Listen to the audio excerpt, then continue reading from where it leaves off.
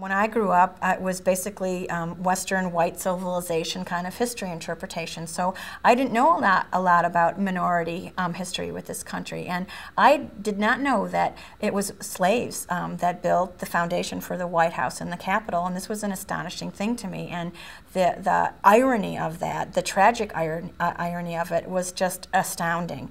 And then, the more I, investigated, the more I found out I didn't know. I thought that when you walked through the White House, everything there was 200 years old. I had no idea that there were a number of times that the walls were all that was left standing. After the War of 1812, nothing was left.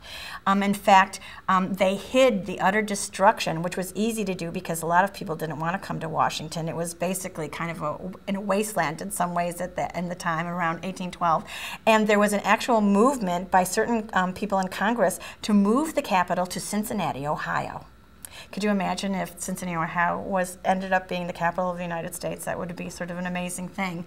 And so, peeling back all these layers, I thought, oh my gosh, they didn't really tell me the whole story. The Truman renovation, they actually sold the interior of the White House like souvenirs. So they only saved a little bit of the mantelpieces, all this great woodwork and things. And you think when you go in there, oh, well, these floors have been here 200 years. No.